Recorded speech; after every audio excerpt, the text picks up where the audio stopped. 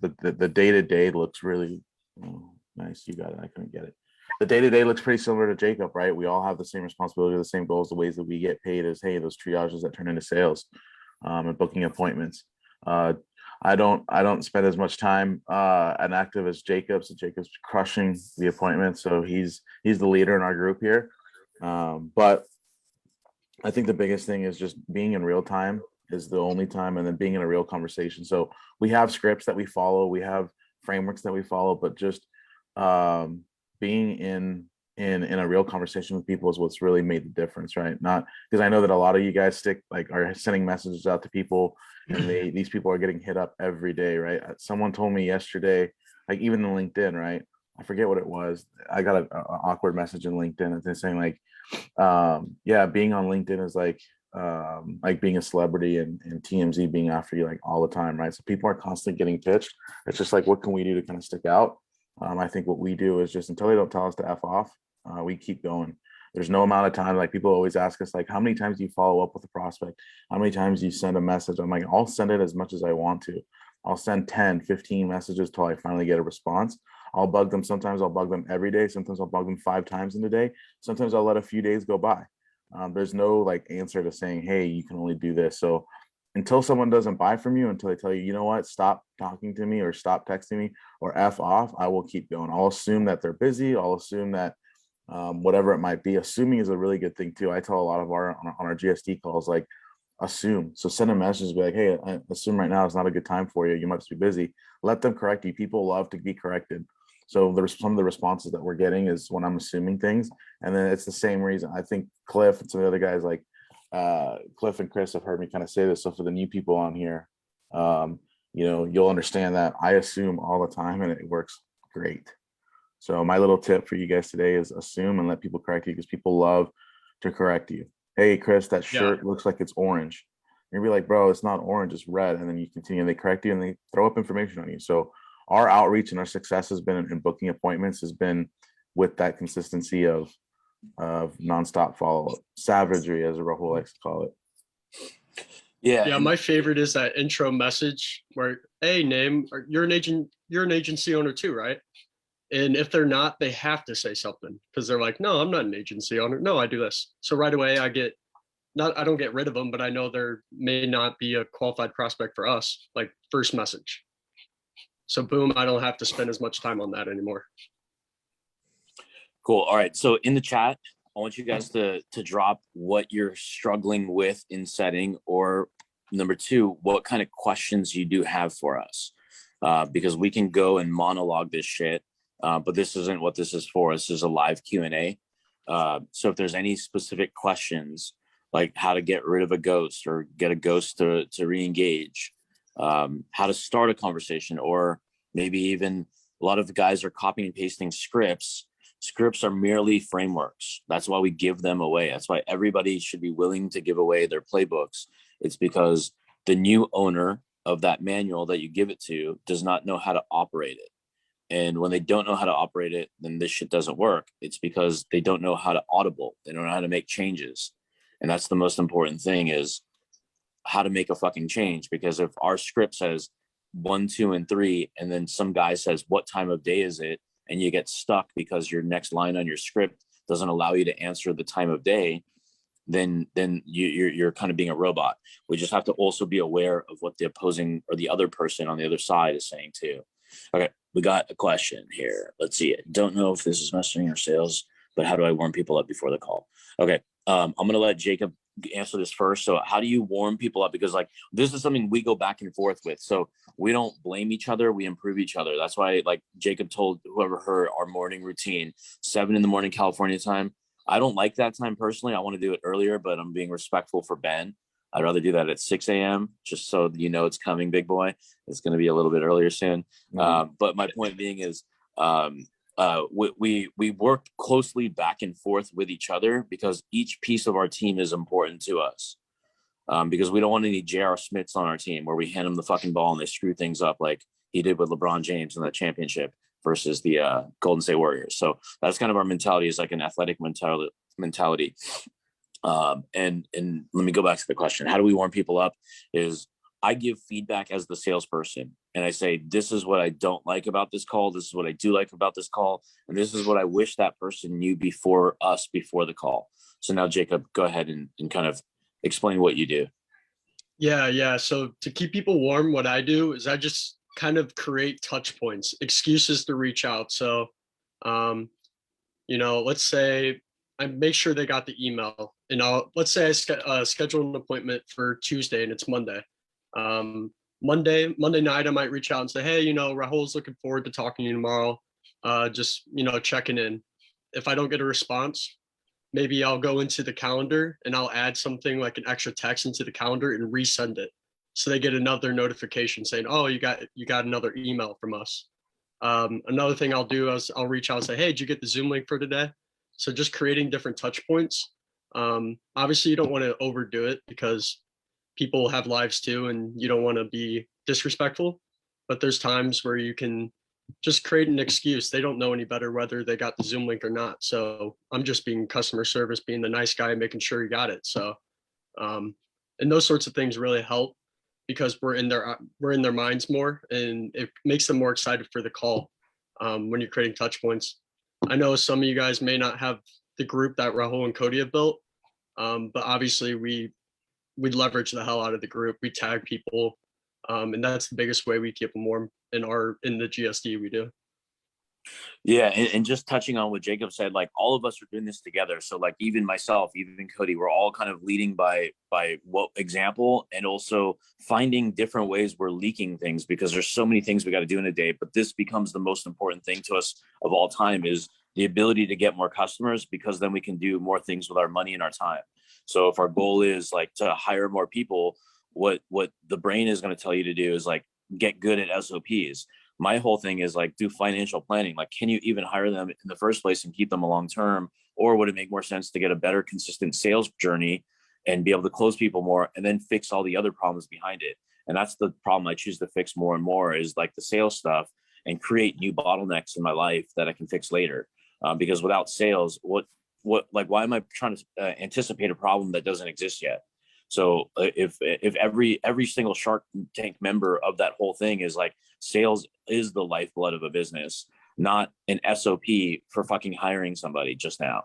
If you need to hire somebody immediately and it's going to warrant that position, yeah, then you need to be able to train them. But my point being is we just look at everything as what's the biggest priority, attack that, stay supremely focused on it, and master that, versus half-ass it and then have that same problem in 2 weeks or a year from now. So once we solved like our ability to get traffic and get clients, now we're just getting in between the inches of each micro moment of things where we can solve for that as well. So meaning like if a new lead came in and we found out that, hey, I have a leads problem, and then we have to understand like where they are in their business. And if they say, well, I'm pretty new, our assumption is like where their revenue is, but then we may not want to assume there yet. We may say, well, how many clients are you working with? Cool. Are they paying? Awesome. Like on average, what are you charging for your offer? So now we have like their revenue right then and there. And if they say like under $10,000, I can't put them through ads training. I'll tag them in our organic training where it's like, hey, you can get clients totally free. And then if I'm going to tag them in the ads training, because I don't want them to blow their budget, because guys there think like, oh, all I need to do is run ads. It's like, no, you need to burn a fuck ton of money to figure out what's going to work. And that's the reality. Nobody's going to tell you that unless you obviously get trained by us. But the reality is, if we're going to tag them in stuff inappropriate to the stage in their life, we have to tell them why. You're not ready for this yet, but I do want you to pay attention on how we make offers. You're not ready for ads though. And then we're going to tag them in 2 testimonial videos minimum with relevancy to their stage. Let me actually, it's kind of weird looking at myself sideways here. So now we're going to tag them in 2 testimonial videos. So with this new person scenario, we're going to tag them in somebody who started their journey new and how they made it good and big. We may say, hey, like then we're going to go back to Messenger and saying, hey man, I tagged you in a couple things. Definitely check out the client stories because it reminds me of you. And I tagged you in 2 trainings. Number 1, I want you to go through the perfect stranger method. And then number 2 is the only reason I tagged you in the paid traffic webinar, which I want you to go through second, please, not first, is because you have to pay attention to the offer structure. That'll really help you, but you're not ready for paid ads yet. So we'll tell them. We'll go back to Messenger and tell them. Now they're thanking us. Thank you so much. You're on my side, which we are. So we're actually being human, and we're not being like savage salespeople. We're literally saying, hey, use our free shit. And then once you hop on the call, you'll be warmer. And then once you hop on the call, you already know us. And once you already know us, you like and trust us. And if you like our style and our kind of GSD attitude, we kind of like devise a plan and we execute on a plan fairly quickly, then people are ready to move forward with us. And that can hold true for any industry, whether you're our competitor on here or you're in fitness, you're in life coaching, you're in whatever. Like ultimately at the end of the day, you don't have to have the best product or service, because unfortunately or fortunately, there's no ranking system to prove that. But number two is people just want to be able to be heard at the end of the day, because in a world where skepticism is at its height and attention span is lower than ever, we have to be our differentiation isn't like what the outcome of the results is always going to be. It's also, are we a fucking human or not? Can they like us? And that's what I think people forget about. Yeah, there you go, Matt. How do you think you best make people feel heard? Do you think it's the questions that you ask? 100% it's the questions. It's always the questions, because when we're in the sales environment, even in the setting environment, we're asking these open-ended questions. Like Ben used the strategy of like, hey, I love your pink shirt, Chris. And you're gonna be like, what? Like, don't call the shit pink, it's red, man. Like, I'm like, oh, my bad. I'm like, oh, is that your favorite color? Now the conversation started. You play basketball in that? Because it looks like it's a basketball shirt. Am I right? No, it's a football shirt. Oh, sweet. Who's your team? Now I can pivot the conversation wherever I want. Right. So it's definitely the questions that I ask. Even the call that Jacob booked me for right before this, which is why I was even late for this, was somebody like over in Croatia. Maybe Roberto, if you're watching this, love you, man. But I started with open-ended questions. I'm just here to understand if I can even help you in the first place. Can you help me understand where we are in our agency? And then I just get the lay of the land. And I said, okay, other than like wanting to go from 50 to 100K, which we'll dive into, like, is there other things in the agency that's keeping you up at night? Maybe it could be hiring, maybe it could be SOPs, maybe it could just be only focusing on lead generation. Like, you got to tell me. I'm like, I need the whole picture so I can now devise what I think we should go with. And then I'm just literally breaking them down as quickly as possible, because that's what I'm on the call for. I'm demonstrating through questions how I can get you to open up without lying to me. Because at the end of the day, that's not going to serve anything. Because the way I look at things in my head when I get on a call with somebody is I have to be the doctor and they are the patient. Because I've broken both my wrists before. And when I walked into the doctor's office, and when he says, what hurts, I don't say like, well, why don't you tell me what you do first?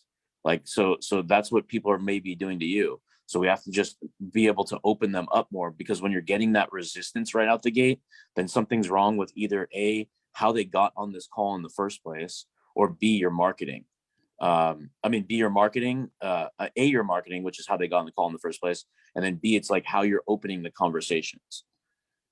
Now, if we're going to be doing, since this is messaging and setting, let's go through some messaging. I want you, Jacob, you and Ben, we'll go into a quick little role play of like how we're actually going to get on the call to like warm or qualify. But before we do that, why don't we go over like simulate a conversation on Messenger? Because like we can't blur names out, I don't think, live if we share our screens. So I don't want to kind of like open up someone's name or conversation in case A, it's private, or B, like show like where they are in their business. But is like, can you kind of walk through like let's say it's a 2-step, like, would you guys be cool with this? Let's do this. Yeah, Cliff actually asked a question about a 2-step, so that's kind of perfect. Like he's like, I have people that ask for info. When I give it to them, it's hard to get them to schedule a call. What's the best way to get them to book a call? So this is like perfect. So we'll kind of go through what we do on this strategy, because we do this often, Cliff, and this will help you and obviously others too. So what I normally do is, yeah, that's great. We're sending the value right away, because a lot of these people will say, hey, who wants access to my free, a 20-day guide to losing 10 pounds, right? Or whatever it is. And they'll ask a bunch of questions and then they wait to the very end to send it. So we'll send it right away, saying, but the first message that I do, when they're asking for that info is, hey, I just want to make sure this is, or so I don't butcher it, I'm actually going to tell you exactly what I say so we can have it straight. But So I'll say, hey, is it cool if I send over the link to our training here? So let's just, for this example, we're going to say, hey, Cliff, you sent out who wants my free guide to losing 20 pounds in 10 days or 20 pounds in 20 days, right? So you'll like, comment, no more permission-based stuff. We don't do permission stuff based anymore. It's just, hey, check your DM. The first message in DM is, hey, Cliff, is it cool if I send over the link to the 20-pound losing weight guide here? They're always going to say yes, or they're going to send an email as well. Cool. Send it to them right away. As soon as you send it to them, whatever it is, I wait for them to read it, or I give it 10-15 minutes, and I'll say, oh shoot, actually got a weird biz question for you. Like, are you down? Right. And so I'll wait for them to make sure that they've even seen it, and then I'll ask them the question afterwards. And 9 out of 10 times, because you provide that value up front, and you're going to book a call, obviously that's the goal, but throw them off, like, be real, right? They'll be like, make it like completely natural, like you completely forgot to ask them a question, and then you can kind of get into it, but and whatever your framework is, you can jump right into the framework. So if it's a fitness offer, just saying, hey, like, what is it that prompted you to kind of to respond to that, or what is it that you're specifically looking for that you responded on my post, right? So they don't care really. They got their free stuff. If they start ghosting you when you start kind of doing that stuff, it's like, you can be funny with it and call them out on it. You're like, oh, were you just responding for the free stuff? Ha ha ha. Like, LOL. Or how's all the free stuff working for you? Question mark, LOL. So be funny with it if they're responding to you. Like, and sometimes you might do. I go through some of the messages through the whole, and I realize that they only respond when we put something free out there, and I'll say that. So just address the elephant in the room. Just be like, hey, do you only want, or I'll say, do you want me just to send you everything that we have for free? Ha ha ha. And they'll laugh, they'll respond, and you'll get a response be like, oh no, bro, like, or who doesn't like free? Like, yeah, who doesn't like free? But how's all that free stuff working for you, right? And you got to be soft with it, right? Just kind of depending on what it is. But that's what helps us, right? Is really whatever it is that they're going through, just address whatever it is. So when they ask you price right away, give them something. Like, sometimes you might give them something and they know that you're trying to book a call. It's like, hey, is this a sale? Are you just trying to book me on a sales call? Are you going to just pitch me? Or people will say that, be like, just pitch me now and let's get it over and done with. Just be like, I can't. It's the same analogy that Rahul just used, like with the doctor. You don't walk in and say, well, no, tell me what it is that you do, doctor. It's like, no, it's the same thing. Rahul, you want to say something? Like, just the price one, like the one that always gets like a response. Like, I change my shit around all the time. I just make up stuff on the fly. But one that is easy for anybody else to just copy and paste is like, what does it cost? I'm like, it's 1 lung, 1 kidney, but this month we have keep your kidney for free. So I'm like, LOL, like, what is it that you're looking for? And I'll help you out here. And then that's when I soften the blow, and I'll say, look, it'll be most appropriate if we hopped on a call for this. It'll be really hard to do through Messenger. Are you against that idea? And we're using the word, are you against that idea? Because then they'll say, oh no, dude, I'm totally not against it. But if I say, hey, can we hop on a call? Then they're going to say, well, I'm with my kids, I'm busy, blah, blah, fucking blah. And now you have to recover, which is hard. That's why we just use that language. Would you be against hopping on a call? Cool. What's your number? Sweet. What's your email? Awesome. Hey, I got 10 minutes in about 5 minutes. Can I call you then? No, I'm busy. Cool. What works? So we're not making any friction. We're not scared. We're just inching closer. That's it. So imagine you had to be in an active conversation with somebody right in front of your face. You have to kind of have that next question to keep the conversation, or the conversation is going to go boring. And one thing we don't like to do is have a conversation go naked, meaning where it's during business hours that we're working and it goes unattended to until the very next day, because I'm already I was engraved in my brain from my very first job that speed is the only thing that matters. Like, if you miss a lead and it's been over 15 minutes, the energy that you're going to have to put out to get them back to where they were in the first place is going to be at minimum 3x, at very, very minimum 3x, when we can literally see the thing ding. That's why, like, when the time blocking, and it's okay, like 15 minutes is fairly aggressive, but that's me. That's the team structure we have right now where we can get there. But when you don't have that team structure, I like to do everything same day. So that's why, like, when I did this by myself, like 17 years or even 15 years ago, still alone, doing this all by myself, my first and foremost thing was, like, I would stay up all night and find leads. I would say, who do I want to sell to? My dream 100 every day. I would find them. I would document them on an Excel sheet. I would screenshot whatever I needed to screenshot. And then right when I woke up early in the morning, I was cold calling. I didn't email, or I didn't do any DMs back then. I don't think Facebook, even Messenger, was even around. But I just literally cold call When I exhausted it, I'd go back through the list one more time, cold call, cold call, cold call. And then that's when I would do my second line of defense, which is email, because I don't like email back then. I like to get somebody on the phone because now I'm actually in the game versus trying to get in the game, get an option. So if I can get the person to answer, then I'm already where I want to be. I just have to be respectful of their time and figure out what that looks like once I'm there. But then when it's getting them on, like my first whole thing is like time block the shit out of your days, and be efficient with what you're doing in those time blocks, because we have to go rapid fire. We have to treat it like this is speed when I'm DMing people. Like I'm just trying to get everything resurrected. Like I want to get at least like 30 to 40 people messaged in that hour at possible. But if I get an active conversation and it's going the way I want it, and if I get a booking or like that beats the quantity of reach outs. So I'm going for quantity if I'm not getting like responses right away. So I'm just blazing through shit. And then once I start to get active conversations, then I slow my roll. I'm like, okay, that now became priority because that's my goal. My outcome of my efforts is to get the booked appointments. It's not the 100 outreaches, but the 100 outreaches is a metric mentally so I don't slow down. Because sometimes when we mentally go, like a lot of people say, oh, it's all about the quality. Fuck those people. Do not listen to those people ever again. It's all about the quantity. And then we also have the quality in between the quantity. So that's the important part, is because when we take our foot off the gas pedal on outreaching, when it comes to marketing ourselves, it's also going to impact our sales. Because if we're looking at everything as a funnel, the top of the funnel has to be our cold outreach. We have to do a ton of that. Then the next part of our funnel is our prospects are very cold at the top of our funnel. Then we're bringing them down and down and down and down to warm and hot and buyers. But if we cut the head off of our outreach, then we can't bring people down the funnel. And then people are wondering why we're not getting business. It's like, well, because we cut off our fucking marketing outreach. We cut off our posts on our Facebook walls. We cut off our LinkedIn posts, our email posts, or whatever it is you're doing. Don't stop. You have to always keep going. And that's going to keep your cup full at every single time. And then magical things start to happen. You start to get luckier. You start to get, out of every 100 people, instead of one person being good, 3 people are good now. Because then your skills are getting better. Your entry points for your first message is getting a lot better. Because like I tell the guys, like the reason I think they're getting better is not because I'm a great leader or anything. It has everything to do with my number one advice is go take a risk today, somewhere in your fucking day, and stop being a pussy. Like do something to offend somebody if you have to. And I don't mean call them a name by being rude. Get aggressive on your questioning if you need to, and then see the reaction. And if you get the positive reaction you want, do it. Because you guys listen to my calls. You've heard me say some crazy, wild stuff. I mean, now don't say he can say it and get the reaction, but I can't. Go fucking do it and hear it firsthand. Because once you hear it firsthand, then you're in the game.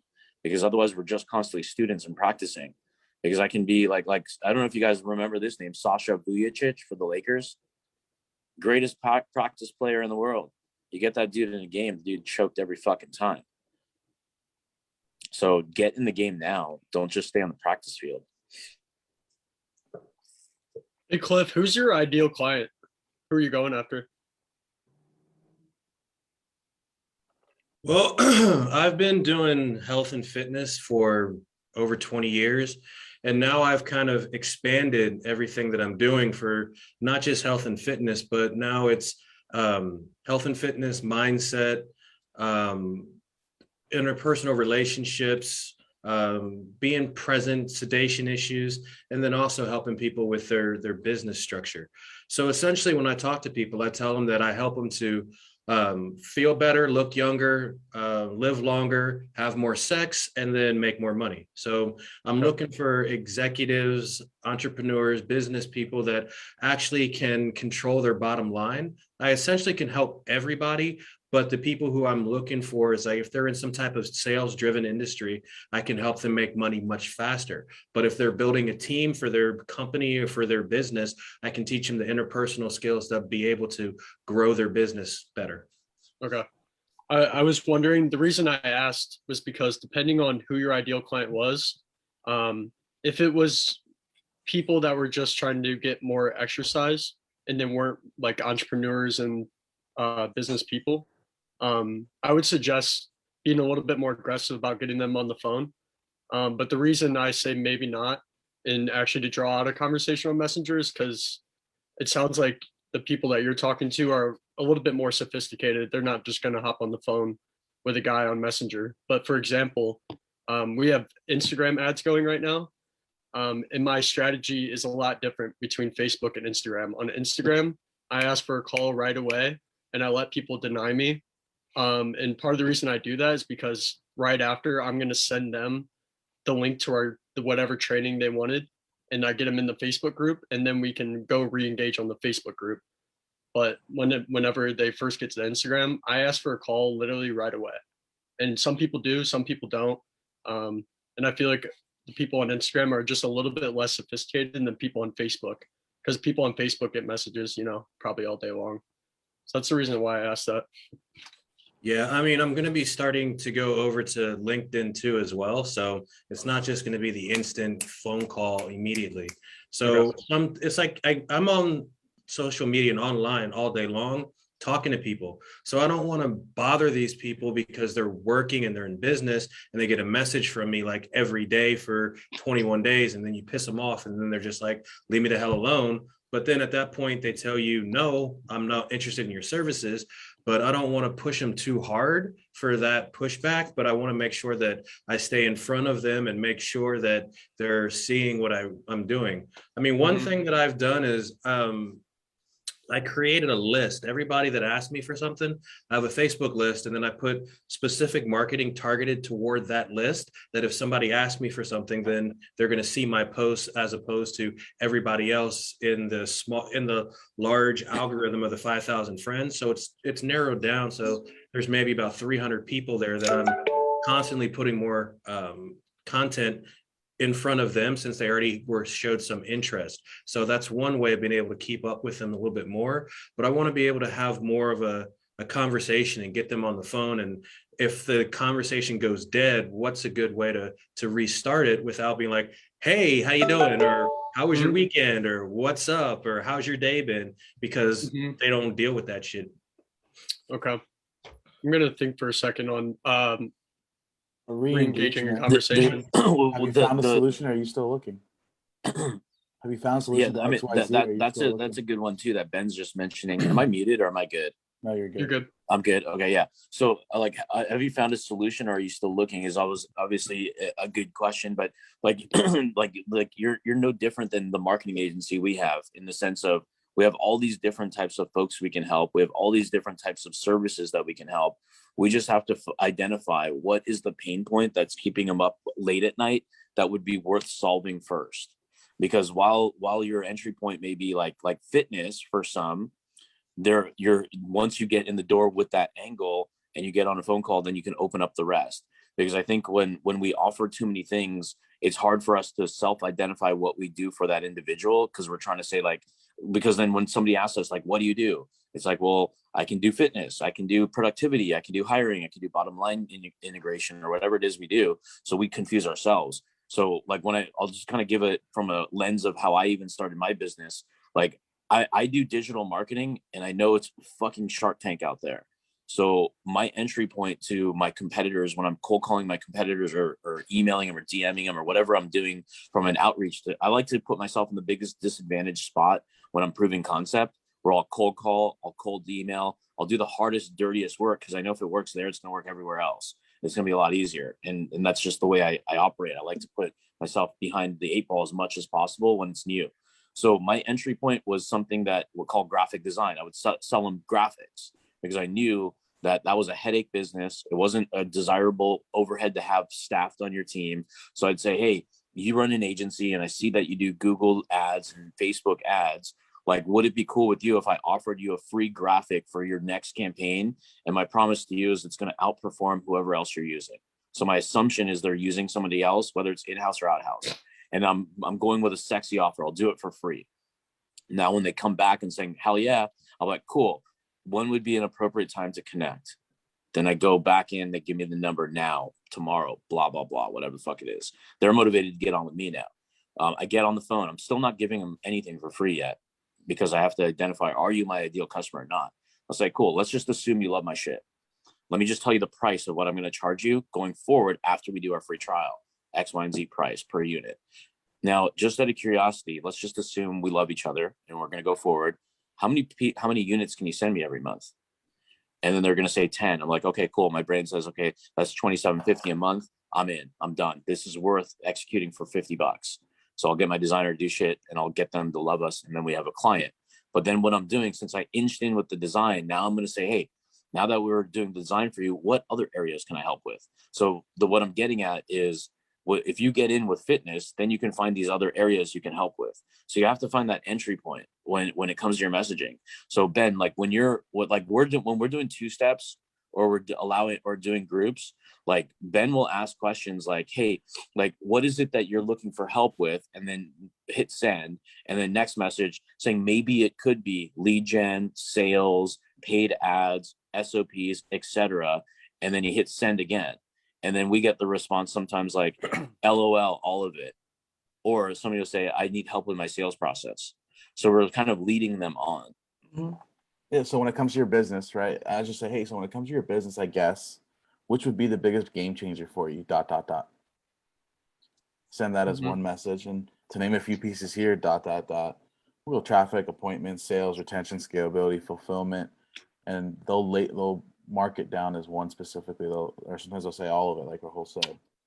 And then I'll just go into okay, like just curious, like what's your offer look like? ? And I use the and I use the okays, and I use the ... because it's a lot more natural. They know that they're having a real conversation with someone and not a bot or not a VA, right? Because it's most of them are not going to speak that way.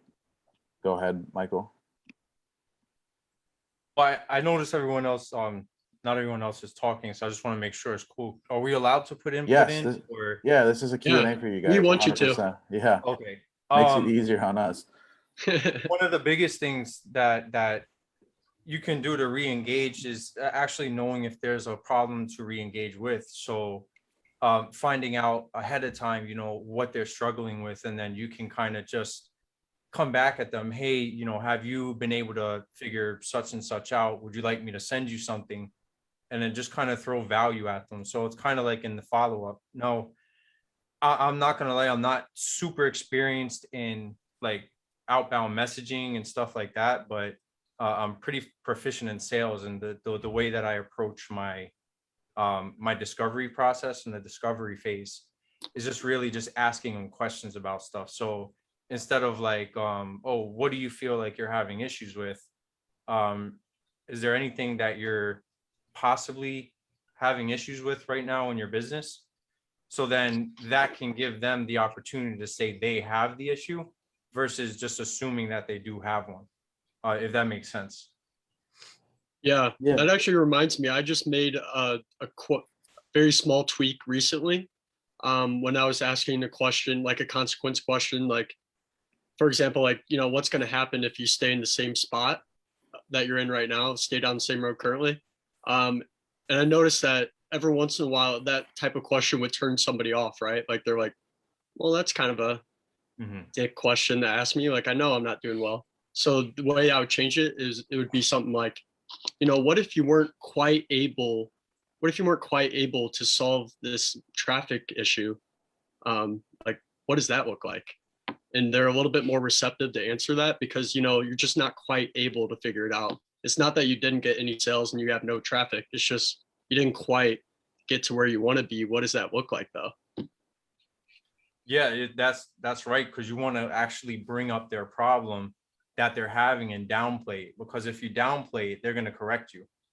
So that you're not quite having, oh, it's not quite, I have a huge issue with that, and if I don't solve it, it's gonna, I'm not going to be able to hit X goal for my business. And so what would happen if you don't hit that goal? What would that look like for you? Well, I started this to take care of my family, and if I fail at this, then I'm going to have to go back to the drawing board and get a 9-to-5 versus keep running my business. So how would that feel to you if that was to happen?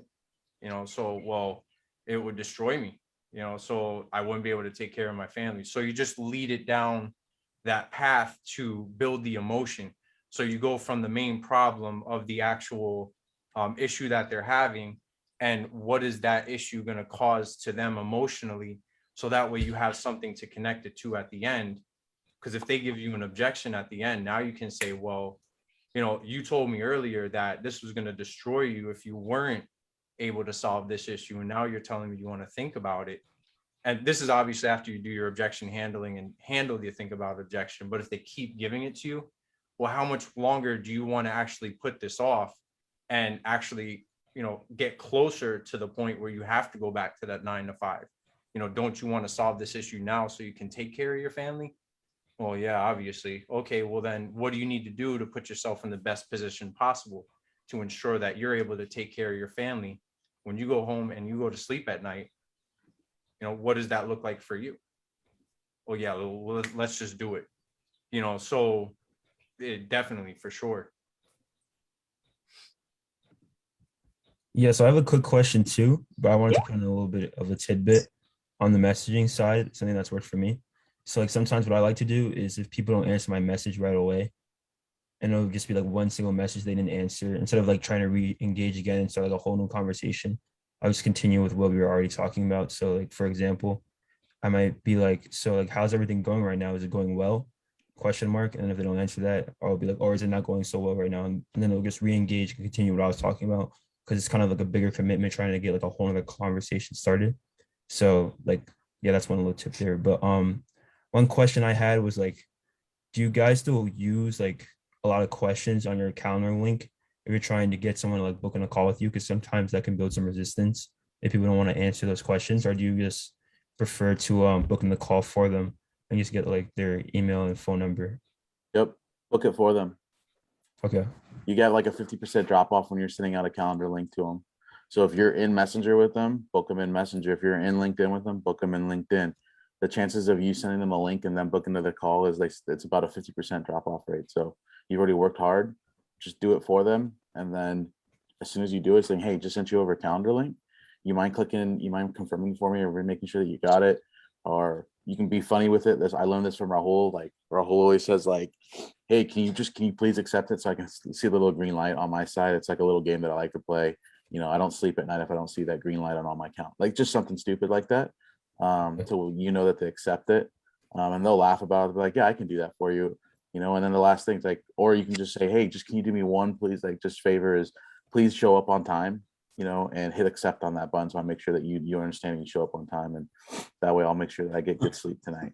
And I learned that one from Rahul, and that way they confirm it, you're good. And then sometimes you can even go into asking, even some extra qualifying questions afterwards too, once that calendar is booked. Just being careful without losing it. If you want to make sure, like, hey, you can do a double confirmation going back and just saying, hey, anything coming in the way of you, for any reason, you think you can't be able to make that call? No, I should be able to make it. I'm going to be at home. I'm going to be off, and they'll tell you everything, and they'll give you even some more information at that point too. So you get that double confirmation. All right, sweet. Got it. Yeah, Thanks. we're trying to protect against when we work No-show. hard to get the appointment, we want to protect against a no-show as well. Got it. Yeah, I use those at the end of my triages sometimes before demo, and those have worked really well because my show up has been really well. Like I got like 100% show up this week, which is good. That's awesome. That's beautiful. So keep doing whatever you're doing, right? Yeah, like when you find the rhythm, like stick in that rhythm. Don't try to pivot too much, because then you're trying to get better when you're already found what you're looking for. So just also make sure you stay in that rhythm. Now, if you get the calls and then they're not buying, and then they're ghosting on your follow-up or your closing call, then we have to go back in time to see where that's happening, to look at like what's happening on the messaging that's going out, what's happening on the phone call that you're having. And then if there's no showing, of course, on the second call, that's kind of how we bottleneck solve, is like we just go backwards in time to see where it fell off. Oftentimes it's going to be in the front end, like maybe we got the wrong person on the right call.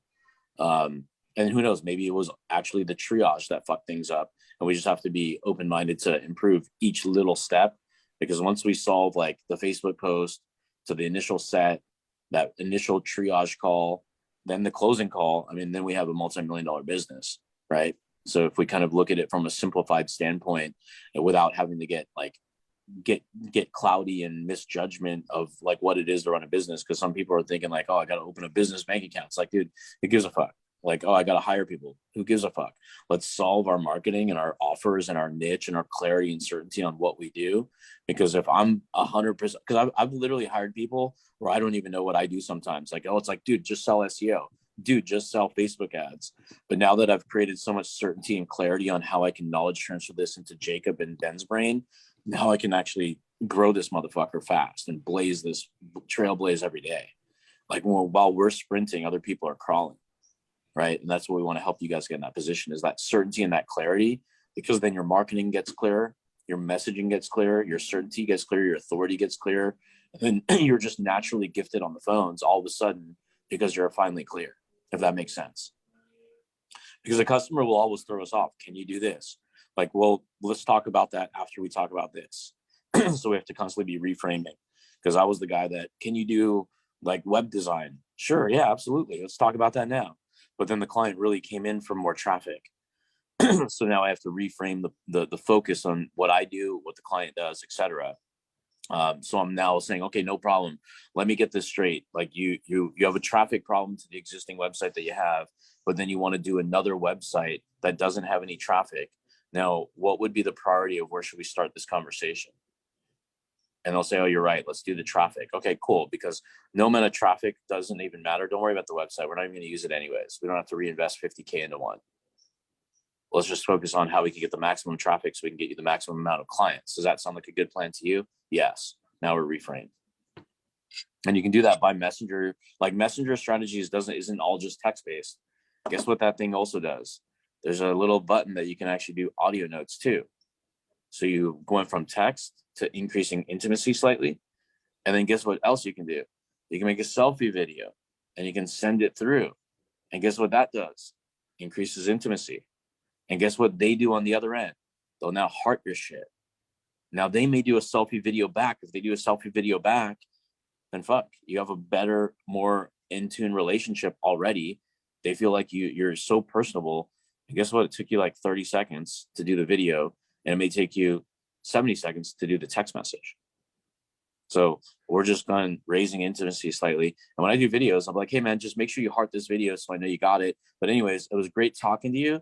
And I love the fact that you're looking for a solution, because I love solution-oriented people. But I have something for you. Would it make sense that I send it over to you based on what you mentioned about solving for traffic? I can cover that on our next call that we have scheduled.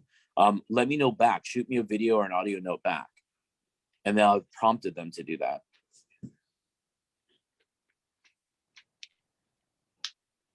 So I can't tell you how many times, like when the sales guys or Ben or Jacob, they'll send me a message saying, hey, we're in Messenger, hop in.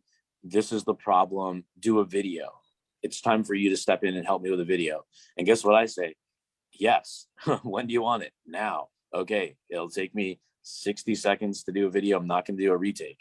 I'm going to do one and done. They just tell me bullet point, bullet point, bullet point. I don't need to read the conversation, because now I know the problem's traffic and the problem's sales.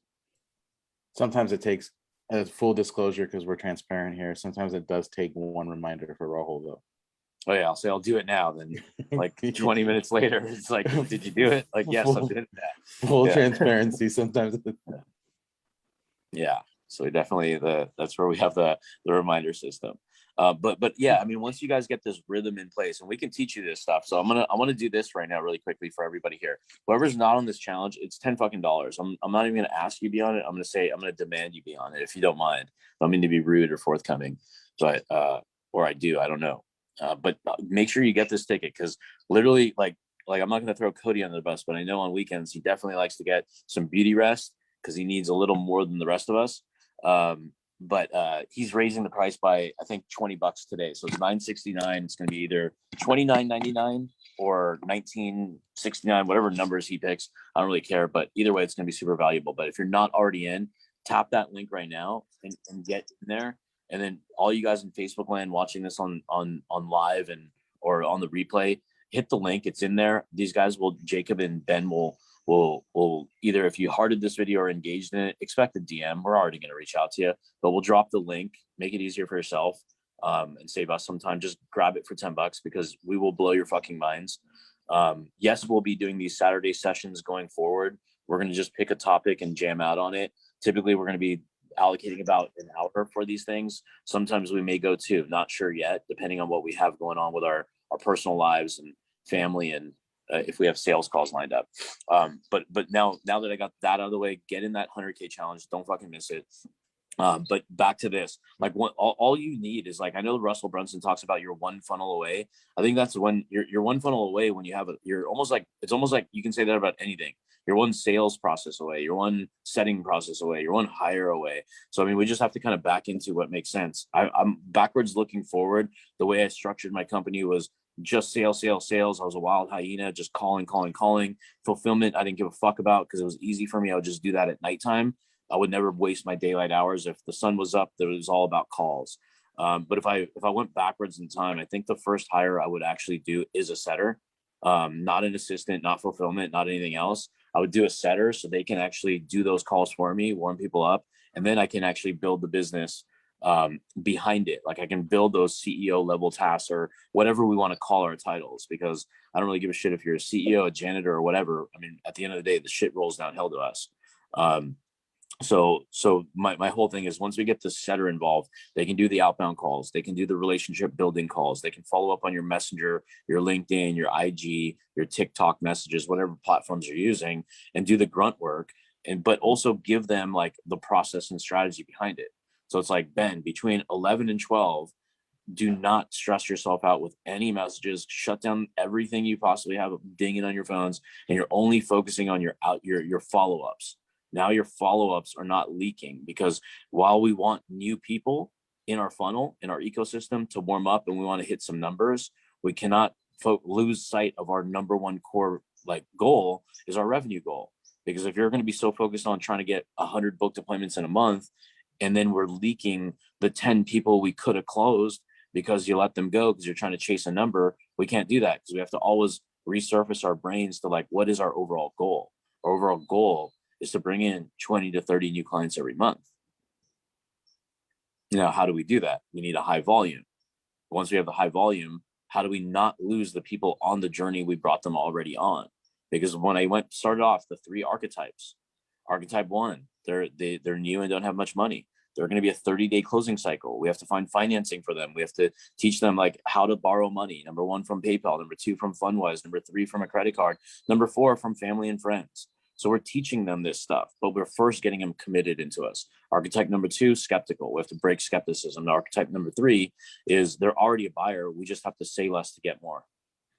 So we just have to be super aware, and that's how we get our setting strategies down, because we're customizing our communication to bring people in. And when I started this, I said, people just want to be heard, not thrown up on.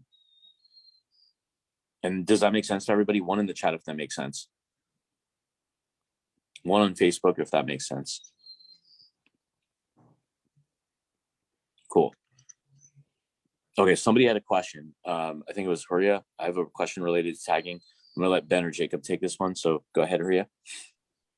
Yeah, so I want to ask, like, for realtor, is it good, like, if I have conversation with someone but they didn't buy from me and deal didn't close? So to follow up, like, if I have more testimonials or good posts, so should I be tagging them? Because I don't tag them, because sometimes people get annoyed and say don't tag them. Sorry, I'm going to take this one. Sorry, you guys interject right after. Don't ever assume somebody else's feelings unless you know them. So if you're gonna assume that I'd be annoyed that you tagged me in my alerts on Facebook, get 3 alerts from Huria, no, don't fucking care. You're not being invasive. It's not like you're cold calling them and knocking on their front door.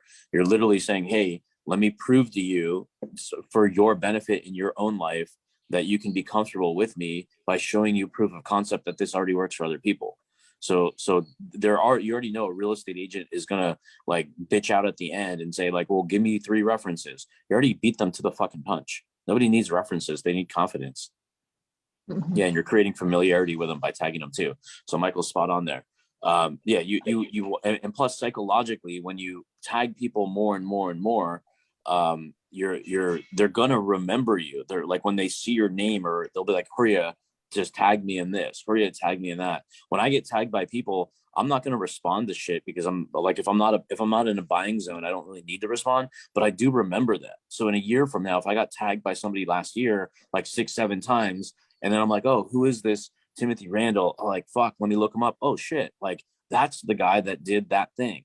Because he tagged me so many times, so I'll remember, and then I'll have whether I remember him clearly or not, I'll now know that when I need that service, I have somebody that I could possibly reach out to. So one, if you're already on a call and you're leading up to or you already booked them and you're leading to a call, just tell them, saying I'm going to tag you in some client stories, and I'm also going to tag you in some valuable resources. Like if you get some time before the call, it'd be super helpful because it may answer some of the questions you may already be thinking. So you don't have to tell them what to do. You can say it may be helpful, take the resistance off. And you're already saying it may answer some questions that you may already be thinking. And then they'll be like, okay, cool. If I have time, I will. So there's no pressure. Other times when but then on the flip side of the coin is when we've already booked the call, then we're going to say, can you carve out 20 minutes to check out some videos that will be helpful? So when you get on the call with Will or Rahul, it's not about just information. It's more about execution. Is that fair? Yes, it is. Cool. So you do have 20 minutes? Yes. Awesome. I'll send it over to you. Okay. So on the front end, it's least resistance. After the fact, we're now testing commitment. Because if they can watch a couple of our videos before they get on the call, then me or whomever's doing the sales, like, oh, how did you enjoy those videos? Then they have to either tell me, oh man, I got fucking slam busy, didn't watch them. Now I know where to start. The number two is they say, dude, that was fucking fire. I love this one. Why did you love that one, not the other ones? And now I'm starting off as the authority. They're telling me why our content's so fucking good. Okay, and if like the person has not booked a call, even then if we have a chat on Messenger, then even it's okay to tag them in something related to what the chat was going on? Depends on the stage of your call, like, because like we're doing a lot of like takeaway stuff, in the sense of like for instance, if somebody's in a conversation they have not booked and we're not even that mature into the relationship, we may say something about like, hey, I don't know if this would be interesting to you or not, but we have a case study of how we got 15 extra transactions in the last 12 months for one of our clients and just helped them increase their GCI from 150K to 225. Would that be worth watching if I could send it to you? Okay, so Something always, along. so I should always ask permission, because otherwise even I can just share a Facebook post link and send them in their messenger rather than creating this permission kind of thing. You can ask permission. Like, I mean, this is where like awareness is, and the answer is yes. Just for right now, ask permission, but make it so the logical choice is the answer you want. Because like I don't want to ask him too open-ended of a question where it's going to be a no and then the conversation dies because of the question I asked. Mhm. So I'll like, me personally, I'm like, my style, I'm pretty direct. And even if I don't know what I'm doing, if you told me to go sell like pools, I'd still be super direct. I have no fucking clue what to do about a pool, but I would use my same style of being direct, not timid. But I would just say, hey, I have a case study where I help somebody like increase their GCI by, I don't know, 82% over 1 year working with us. I'm going to tag you in those videos. Is that cool? Then I would say, I've already built the value, and now I'm also giving that yes, no option. But I don't think I would get a no if I'm asking the right person. But if I'm talking to like Jordan Cohen, who's the #1 Remax agent in the fucking world, sold Shaquille O'Neal to Phil Jackson and Kobe Bryant homes, I'm not going to say that shit to him. I would probably reverse my pitch and say, hey, I know you're a busy dude and you're the #1 for a reason. Would it be okay with you if we did an interview and I promise you 100,000 views to people in your local area? Would that be something of interest to you? I'll do your PR for free. Because then now I'm trying to get his authority into my ecosystem by just kind of giving him value. And then I'm doing the same pitch. It's just like, I want to interview a goat in the fucking space. I'm going to leverage the shit out of that conversation in my marketing and saying, when Jordan asked me to interview him in my podcast, now I'm using language like that. Jordan asked me, even though I asked him. And then then I'll just have to spend a little bit of money on boosting posts, but that's a different strategy. So I'm just knowing I'm aware of the audience. So I'm asking me intelligent questions and trying to inch closer. Okay. So now I should just position as someone with the value, and then when he replies, then it's okay to do that. Otherwise, I should not even directly post. I should not directly give any. Give me an example, because I don't want to give you the wrong advice, because I could say yes or no. So it's like suppose I created some posts, like few value posts I created related to like how to follow up or how to fix your online presence. So I know these kind of posts that I took enough time to write, I can share with few people I chatted previously. I want to give them. But instead of asking them and then give them in Messenger, can I just send directly the link on? I can just say, I just wrote this, blah, blah, blah. I think that's will be helpful for you. Just have a look. Something Okay. like that. Go ahead. I would say for the first message, you don't want to seem spammy. You want to be a human. So for the first message, I definitely wouldn't want to send a link. Are you reaching out? Are you talking about an example where you're reaching out cold, or they are seeing your content? Someone I have chatted before. I'm They are sorry. not repeat that one more client. time. Someone I chatted before. They are not my client yet. But Oh, you've already had a conversation with them? yes. I'd be tagging away. So that's what I'm saying. Like if I have wrote a content that is on my wall on Facebook, so I Yeah, want them to absolutely. see that. I want them to see, but like only 5% people see that. So if I want to send that on Messenger, so what should be the approach? Should I be just asking permission first and then sending it, or I can just write a line? This is what I wrote on this. It might be helpful, so I'm just sharing, and then I just share the link without even telling me yes or no. Yeah. So what I do personally is I'll send some. Um, I'll try like one of each and see what works better, and then pivot. So the first one I might ask for permission. Let's say a bunch of people say no. I say, okay, well that didn't work, and then I'll just send it. And if that works, then I stay with it. But if that doesn't work, then I'll pivot. I Yeah. know that doesn't really answer your question directly, but I think the best way to go about it would be to test it and see what works. But I realize we people are so used to say no most of the time. So even if I send direct, I just write a line and send them message, they will see it. But if I will ask, most of the time by default they say no. Well, That's real quick. Sorry to cut you off for yet. So the first thing you need to focus on is take that out of your brain. Do not go operating under the assumption of scarcity. Don't because then you're all whatever language you set, you already set the bar to get a no. So when people say no, you're like, oh, okay, I figured you're going to do that anyways. Then you're not going to be good at actually communication. So I would make the exact opposite assumption and saying like, if this person had this in their fucking lives and would just be totally open-ended, they're gonna love my shit. So they should say yes. Like I wouldn't really operate on the assumption of no, because then you're just gonna play scared the whole day. So for example, if you did a post, who wants XYZ on follow-up, this is what it does, blah blah blah, and then you can tag people on that post. You can say at Jacob thought of you may be helpful ... and that's tagging them on the post. Then you can tag a bunch of other people at once without a message, like 5 or 10 people. And then once they start hearting it or liking it or commenting, then you can start the conversation. So if somebody hearted something, if nobody commented, you got a bunch of hearts, you go to those hearts or the likes and you start there at the warmest people because you have no comments yet. The hearts are now the hottest. Now you just hover over it, you click their profile or direct message and saying, hey, appreciate you. Thanks for the comment on the or thanks for the engagement on the last post. ... Send, go to the next person, same message, send. And then some people will heart you back and on your messenger, or some people will say, oh, my pleasure. And then once they respond or have any reaction, or even if they read it, like we're literally inching closer. So if they respond, amazing, you have a two-way conversation and re-engage. Go back in for your appointment booking. If they only simply heart it, you can just say, awesome, so what are you up to? And then whatever, re-engage.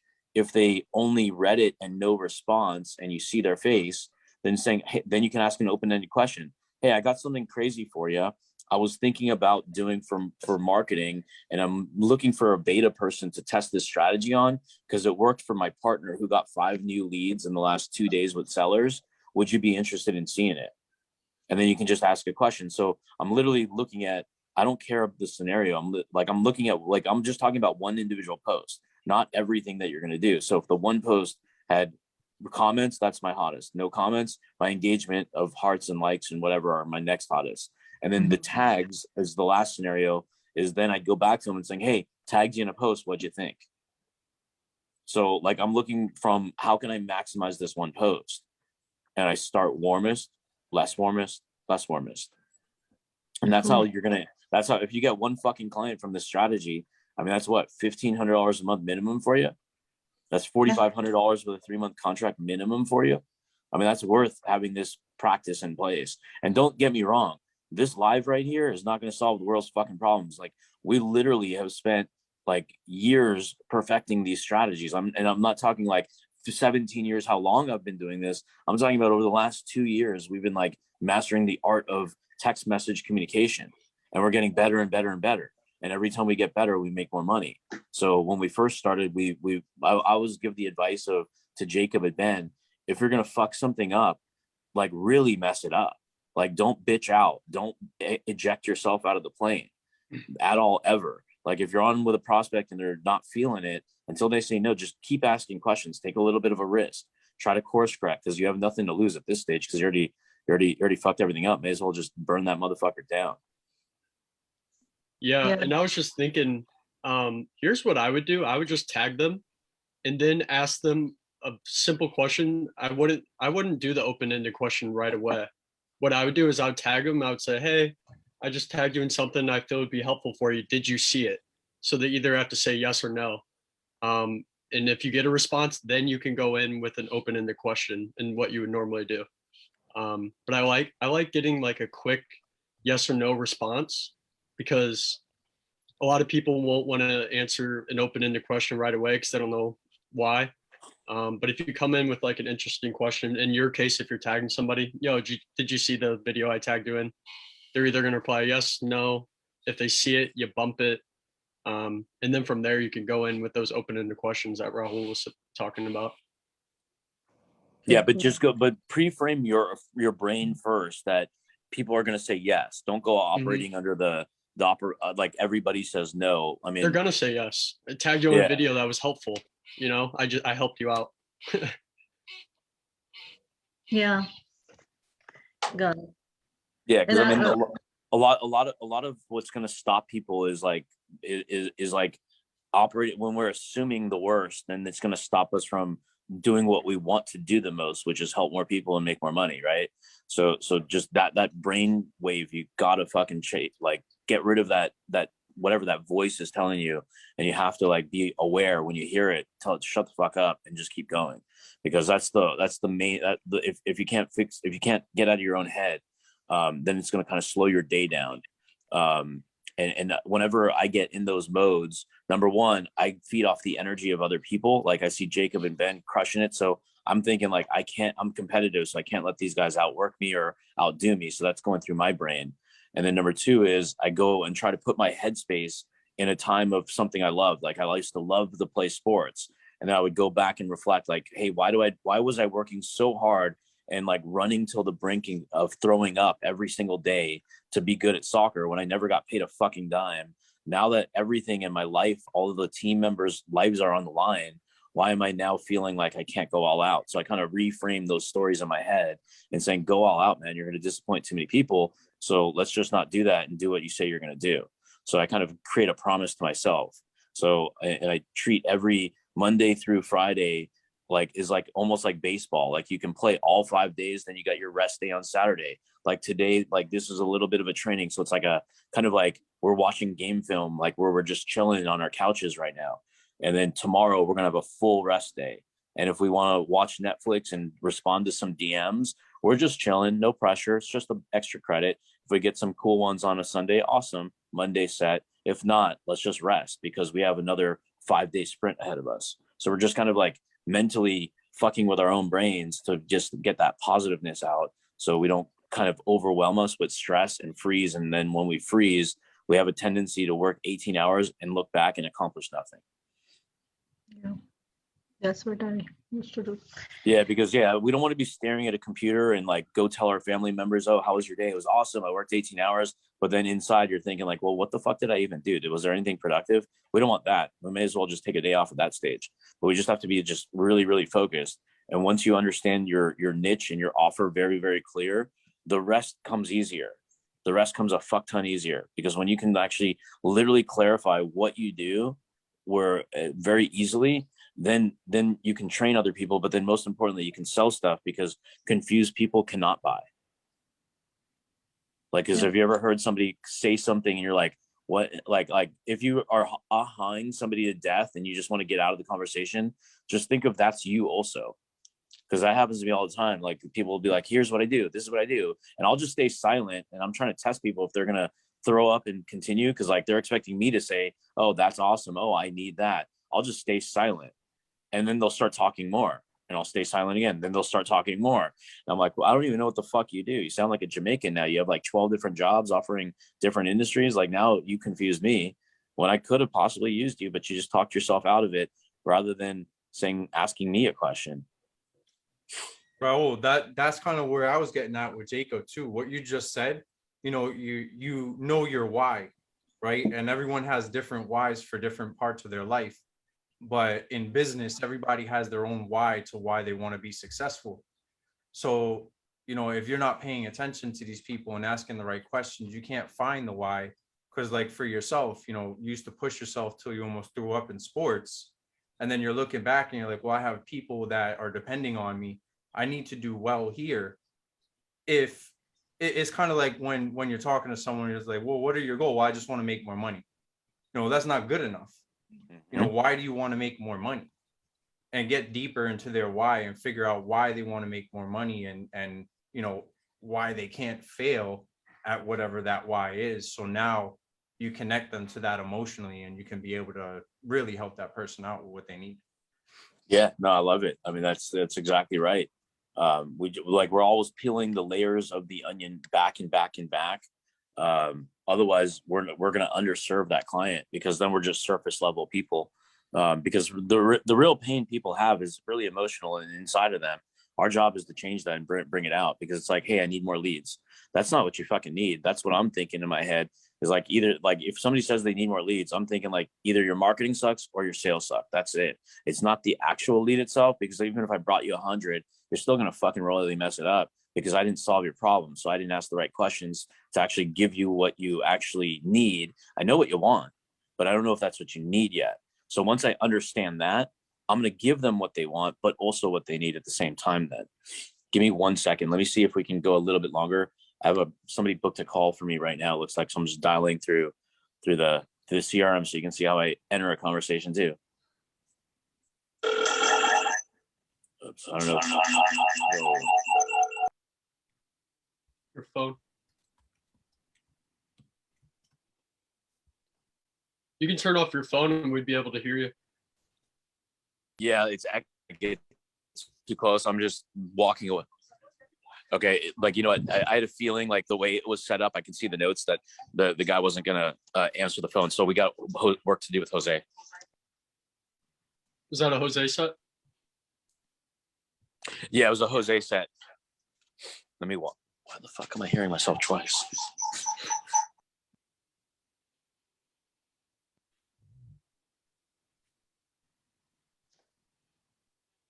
Oh, well, I'll walk away. Can you hear an echo right now? Not anymore. Okay. Yeah. So we'll work. So now you just saw a no-show for a sales appointment. So first of all, I shouldn't have been on this call, number one. So now we're going to go back to one of our trainees that's working on leveling it up. So we just told him, take risks, fuck things up. And he just did. So now the next step is, this shouldn't have gone to me. This should have gone to Jacob or Ben. So the way we have this guy training is, go call people, just make sure they're in digital marketing. And if they are in digital marketing, then just book the call and that's it. So we're just doing softballs, but it should have gone directly to Jacob and Ben, warm them up for a 10-minute call. Then it goes to a sales environment. So now we have training to do. So you can see, even in our systems, we're inching closer with each human, because it takes a while for somebody to actually adapt to it. And to get a setter from a brand new hire to be able to be where a Jacob or a Ben is, it's going to take at least 90 days, just so you know, a time frame. Because whoever else is saying it's easier than that, and you can have plug and play people, they're full of fucking shit. Because your offer is unique to you, and if somebody's been trained before they were placed with you, or anything like that, that means they have to adapt to your style. They have to adapt it's your product, your service, but that's really what it's going to take to actually get somebody really, really good.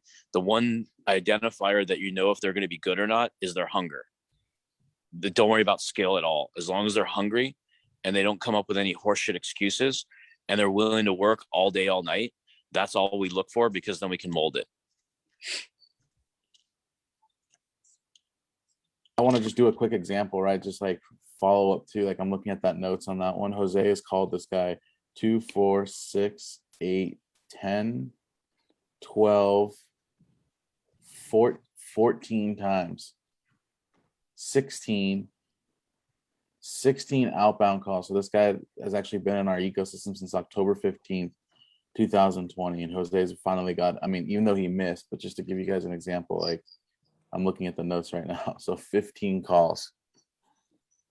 That's awesome. So it is. I mean, he missed. Either way, but still. Yeah, since it's on mine, like now you're gonna, like, I'm gonna send a message. We have this fully automated. If I drag him to a certain card, it's gonna send an automatic message about him missing the appointment, an automatic email, and a missed call sequence that's gonna automatically go out to rebook.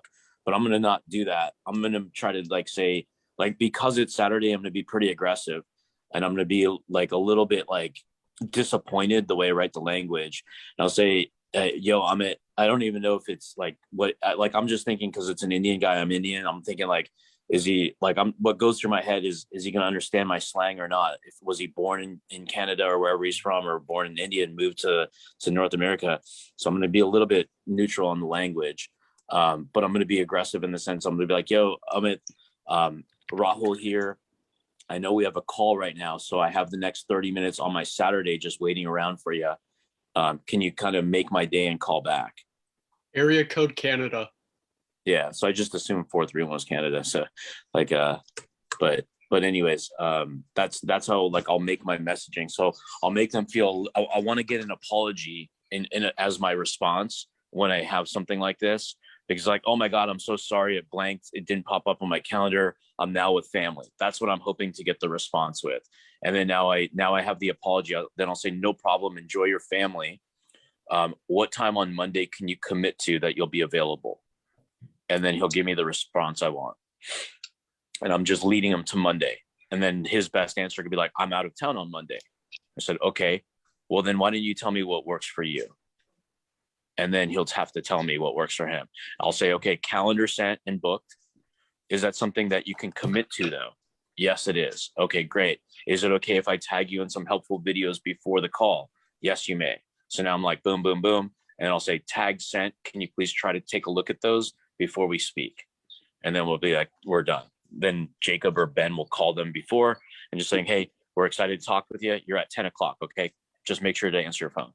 So we're not even going to ask, like, are you available? Because then they say, oh no, thanks for calling. You just gave me an out.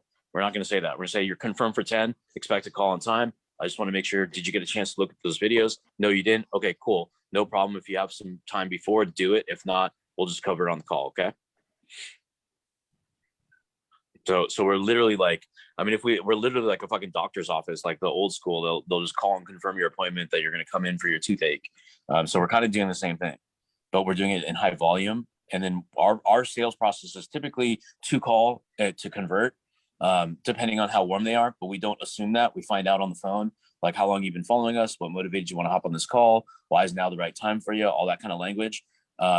But then if they don't know who we're aware of that because we ask the questions. But if they came from an ad and they haven't had a time to get to know, like, and trust us, then we're going to go into 2 call close mode or 2 call mode, because like they're the ones that with the pain and the problem. We're the ones with the solutions that's predictable. Because I already believe if like, my question is, are you willing to spend 15 grand to make 150,000 guaranteed?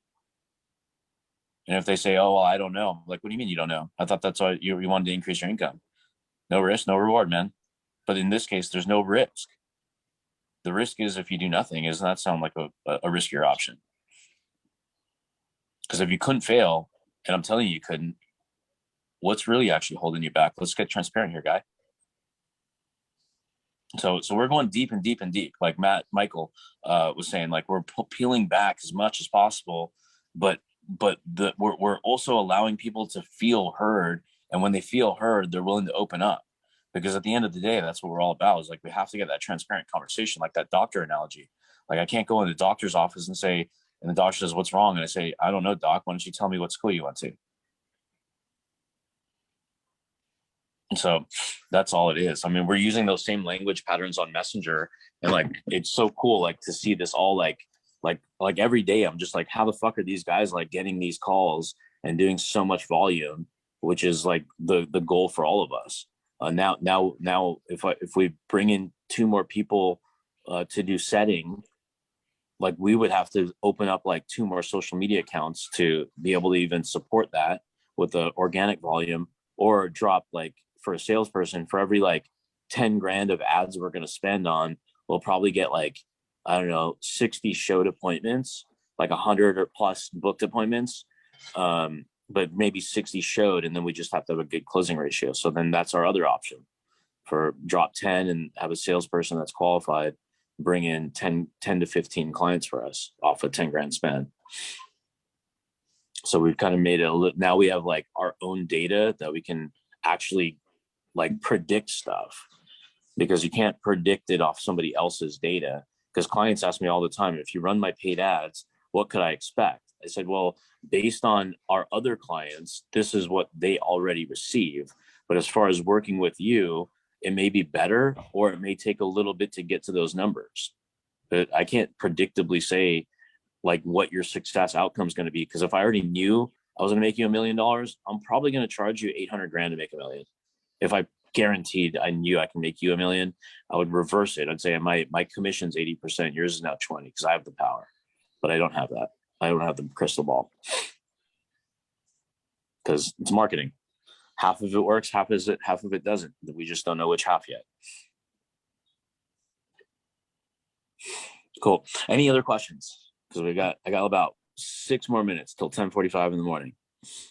Just my question I asked earlier, about just finding the right groups to prospect in. Okay. How do you know if you already have your niche and you already have everything, you know what you need to do? It's just reaching the right people. How do you pick those right groups?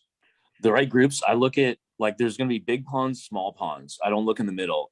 So if it's not big, it's small to me. So I just use the Facebook search bar, and I just start searching for different types of topics that I sell or problems I solve. And then I just start clicking around and I look at what the group is about.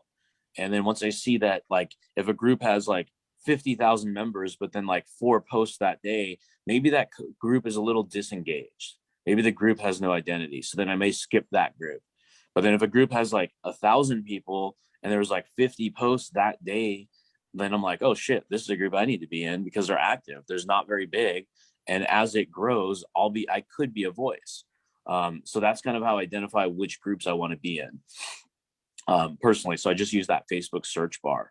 And then I just try to add value to the group. And I'm aware, like, when people post in other groups and they try to do these motivational posts, like, when I was 18, I was a store clerk, blah, blah, blah shit. Like, I don't try to do that kind of stuff.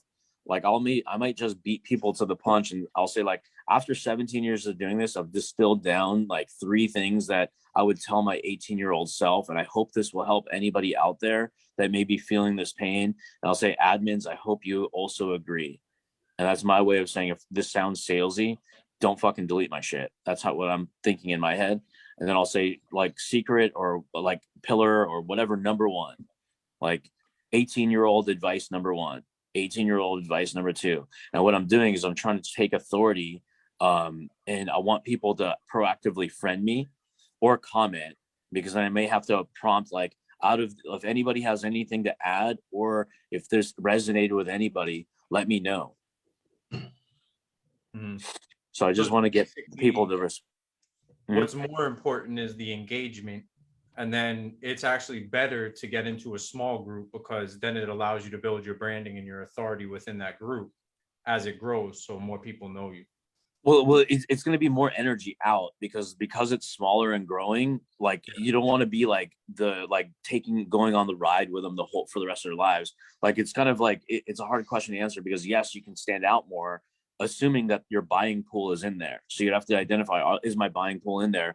And if you're not getting much love after like 5 or 10 posts, or comments or engagement, then just get the fuck out of the group. But then opposite is true on the bigger groups. If they are engaged in the bigger groups and you do a great post or a great comment to a post, then you'll get a bigger result. You'll get more people, because there's so many people, because it's social media. A lot of people aren't always like, they're a lot more broken than we think, in the sense, and I don't mean that in a negative way. I think I look at that as a positive way, because they're still looking for a solution, but they may be giving advice that they don't even take themselves. So once we find those people and you give them that great advice, they'll friend you, they'll comment, "I'm right there with you. Awesome." Like, you'll get those kind of comments back. So I kind of mixed it in both. Like, I don't do, quite frankly, a lot of group posts myself, even though in our Perfect Stranger method, we do talk about it a lot. I'm now focused more on our group, because I've kind of moved from other groups to just focusing on ours. What I do in other people's groups is I will be okay being interviewed in your group. I will add my knowledge and my content to your group. And we'll do JV swaps, where I'll say, hey, you own a group, I own a group, you offer X possibility, I offer Y possibility. Why don't we do a swap of interviews? Because we have some impact to do, and we can get some clients out of it, and we'll support each other. So then we'll do an interview swap. Mm-hmm. And then what about for the groups that don't allow self-promotion? Is there like a stealth post that you can make where it doesn't look like a promotion, but then people get the message? Or Yeah, I mean, the stealth post is the story, like I just described before. It's like, hey, this is the advice I'd give to my 18-year-old self. And then advice number one is like, you're psychologically selling them without saying, hey, DM me. Like, you can't say DM me, because every group owner would fucking hate it. When I see that shit, I delete it. And then if they do it again, I don't care if they're my friend or otherwise, they're getting removed and blocked from the group, so they can never find it again. So it's like I guess they won't, the guys that's streaming in our group. So I was going to say, if you're seeing this and that's you, you're like, I guess they're already kicked them out. But yeah, like, even I've kicked out some of my good friends, and they'll like literally say, what the fuck, you kicked me out? I'm like, yeah, dude, like, don't be doing that shit, brother. I'm like, you're not allowed back in ever again either. gotcha. So Thanks, yeah, that's how I kind of stealthy it. But then when I'm also willing to want to be ejected from the group, I will add the same value, but then I'll make a very distinct call to action. Because I'll do that. I've done that in some groups where I'll say, like, I love this group so much, and the support that the community has is great. Now I want to give back. And I'll say 1, 2, 3. And I say, since I want to help so many people in this group, like, I've also received so much help. Here's a link to getting access to one of my free master classes. I hope you'll love it. And then I'll roll the dice. And then once the comments, I already know in certain groups, the comments are going to come in immediately, and they're going to register. Now they opted in on my fucking funnel. I got them in my database. I got them now in my group. Then I'll see my post like deleted 2 days later. And I'm like, okay, cool. At least they only deleted it versus kick me out. Mm-hmm. Yeah, because like there's certain groups that I know that I provide too much value to, that I can't be kicked out. And those are the ones that I know the actual group owners too. And I'll just go for it every single time. I'll just be like, dude, I'm doing a straight call to action. I got 24 hours to get as many people in my funnel as possible before they delete it, but they won't kick me out. And if they do, they have no choice but to like get me back in anyways. Mm-hmm. Because I don't know if they have admins working for them or if they're the ones actually kicking people out. Gotcha. So I do my own risk assessment. If I add more value than I receive, and I know the admins know that, we've talked about it, then I'm going to go a little bit more aggressive. If I'm trying to be a resource where I want the admin to like me, I'm adding mad value without a request back. And then when I comment on something, I'll make sure that whatever I comment on has a trend to it, that has a lot of engagement already on it before I don't want to be like always first commenter in most cases. Because I want to say, like, if it's a bigger group, they have like 100 reactions or 500 reactions or engagements, like between comments and reactions. Then I want to make sure I kind of just like see, like, without clicking on the see more comments, I just want to see what Facebook chose to show as the latest relevant comment and see what that advice looked like. And then I may open it up very quickly without wasting any time to see which got like the most reactions. And then I'll just plant my own content and I call it the skyscraper. So it's like, you built it here, I'm going to take it up to here. So I'm just going to make my answer way better. And then mentally I'm thinking I'm gonna get the most engagement out of this. And then I'm also thinking once I post it, I gotta go on to the next fucking task. I've done my value for the day. I don't need to dwell on that bullshit. And if people reply back or heart it, I'm not using the Facebook alert to click it and be like, oh, cool, thank you, awesome. Like, I got to go on with my day. I'm going to my next priority. I got to get a sale in, or I got to get an appointment set. Then I can go back at night and saying, hey, appreciate you, brother, or whatever that relevant comment is. And then I can DM them saying, hey, hope that post was helpful for you, my man. And that was it. And then I just create that engagement. I'm going the long game. And when they say, yeah, it totally was, I'm like, oh, which part did you find most valuable? Oh, cool. What are you working on to solve for that? Then I'm moving it back into sales. So it's like a game of inches always. But I'm also I got to be efficient as fuck on this shit. I got to be efficient because I'm not wasting my time. I'm making sure that whoever is receiving my information is going to do something with it. Because there's a lot of people who will take information and always be like, well, I tried that and it failed. Like, okay, well, there's one common denominator. Like, you tried it and you failed. Does everybody that tried that fail too in your industry? Like, we got to be real here, man. Maybe do you feel like there's a bottleneck inside of you that's causing this failure? And I'm not trying to be rude. I'm trying to unlock things. So I'm like, if you're willing to listen, I'm willing to talk. But that's on you. Like, where should we go from here? Because if I'm going to break somebody that's so close-minded, I have to go that approach. Because like I said before, if I don't like the color red, I'm not on a shirt. I'm not going to say, hey, Jake, that shirt is so dope. I'm going to be like, yo, bro, red's not your thing, dude. Your mom's supposed to tell you you like it, not me. I'm going to tell you, but I do actually like it, Jacob. So Thanks, let's get on. Yeah. But my point being is we're coaches. We're change makers. We're not going to let people fall back into bad habits by telling them shit they want to hear. We're going to tell them the exact opposite. We're going to tell them, how do you get so uncomfortable so you can succeed so much? Mhm. So anyways, like, how did you guys feel about this? I know there's we fucked up the link, so we probably had a lot of drop off on who was on these links here. And that's resistance we caused. But anyways, how did you guys feel about this sesh?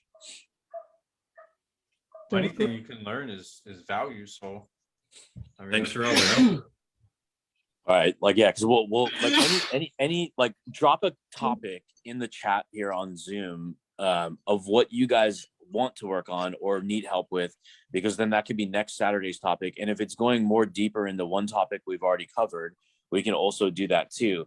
Because when it comes to running a business, like, it literally is not easy. Like, when we practice stuff, like our scripting, like when Jacob talked about his morning routine, we're literally on Zoom with the mute button on, like staring at each other in mute, but we have our script up and we're literally looking at the script for 20 straight minutes. And that's without a distraction. I don't care if you know this fucking script behind your, like, the back of your hand. My point is, you don't. That's why do you think Tom Brady studies the same X's and same O's for 20 plus fucking years? It's because all the people who don't win Super Bowls don't do that. Like, I guarantee Patrick Mahomes probably does. Aaron Rodgers certainly probably doesn't, because now he's distracted. He's distracted on making excuses, and that's why he may not win again. But Tom Brady, you'll never hear him fucking complain, really. The only time he'll ever complain if it's psychological and strategic messages to his team.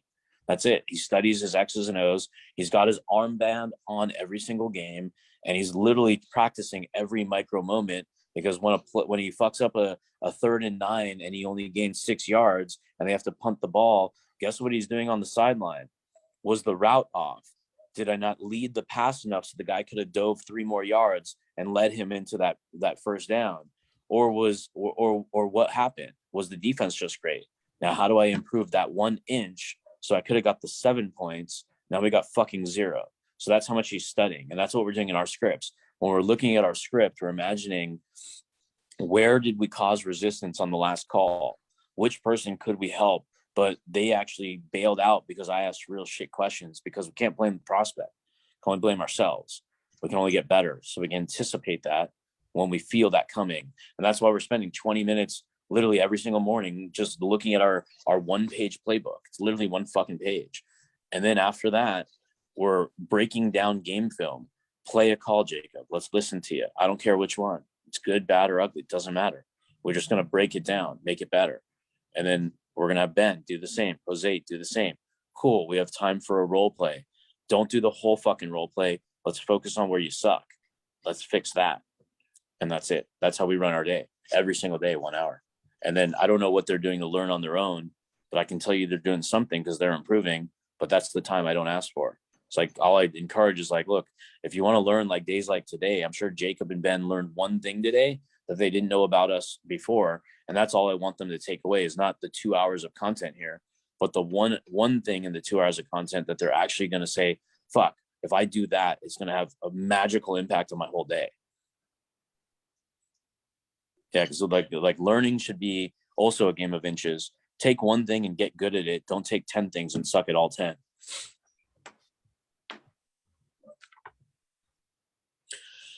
All right. So in the chat, let me check. What topics do we want in the chat? So I want to make sure that this is going to be how to create a multi-million-dollar offer. Okay, cool. Offers. That's a good one. We'll do offers next one. I like that one because like the irresistible offer allows us to actually also engage in a lot more prospects. So next Saturday will be irresistible offers. I would like to have a similar conversation on using organic posts and that the all strategy like tagging, messaging. I would like to have more sessions on that one. Okay, so Hurry, you're inside the GSD Inner Circle program anyways. So ask like on every we'll go over that on Thursday's call for messenger calls. You can even ask me that on sales call on Tuesday too. So you have Tuesday and Thursday because it's like this is like I'll organize that shit. I'll just give you a brief so you can get prepared for our private call. But I want you to organize on a Google Sheet or a Google Doc or whatever the fuck is convenient for you, whether it's not a pad and paper though, but something digital where you can copy and paste. Get all your client testimonial links. I don't care where they are, if they're on Facebook, if they're on YouTube, wherever they are, just say testimonial link, good for new people, testimonial link, good for veteran clients and new people. So you're going to organize your testimonials. So now you have your direct thread. Yeah, I'm going to do that. And then 100, I need to create 100 dream list that we even have in GST that I think. Hold on. We're not there yet. We don't need the 100 dream list yet. That's our prospects. We need to get organized with your content on what you're going to tag them in the first place. Okay. So you're going to say, here's a link to testimonial 1.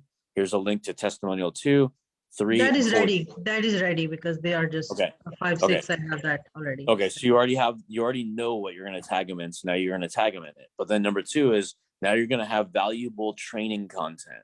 So what are the 3 things that you can share? Like, hey, your automation follow-up.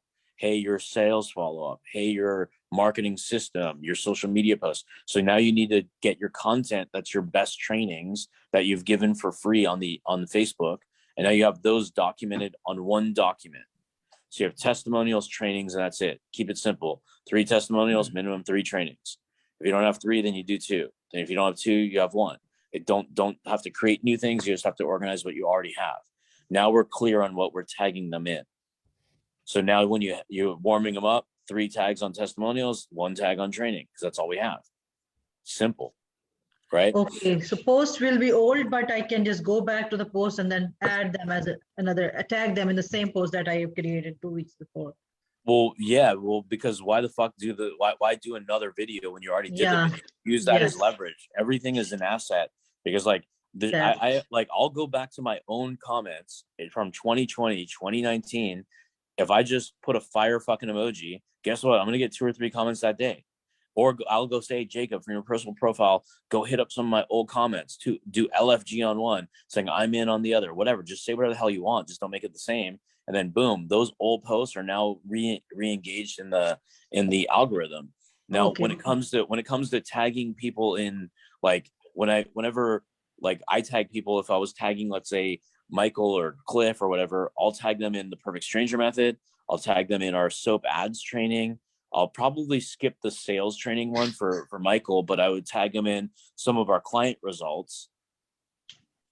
Okay, got it. So but I already know that because I'm already anticipating what would Michael need help with? What would Cliff need help with? I already know when I don't know, I already know 2 things they're already going to want to improve on is get better at organic, get better at paid.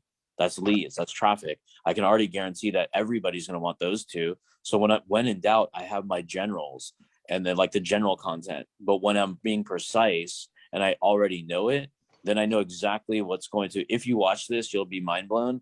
And then you'll have no choice at some point in time to want to be like either coached by us or know us better, because we have like such flexible stuff we're selling. So sometimes it's a one call they'll buy from us. Sometimes it's a one group call. Sometimes it's the 6 month, the 3 month, or whatever we're selling.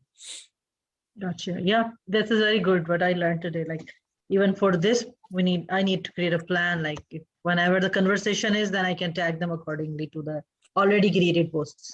Yeah. And don't feel like when you start the day, your energy, your heart rate is racing so fast that you have to sprint through the hour and you're like, oh my God, I'm so busy. I got to go from one thing to the other.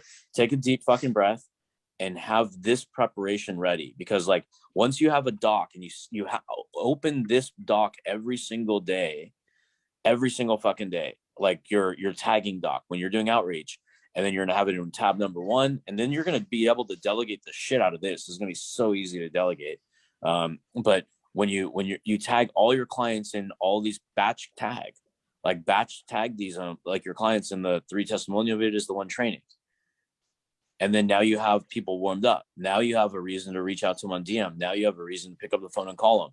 Did you get those videos? Awesome. What'd you think? Oh, you didn't get to see them? Okay, no problem. Well, let me tell you what it was. Do you have 5 minutes for me? Cool. And then you now are right back in the engagement. Your best clients are the best, your best future clients are the people who already told you no.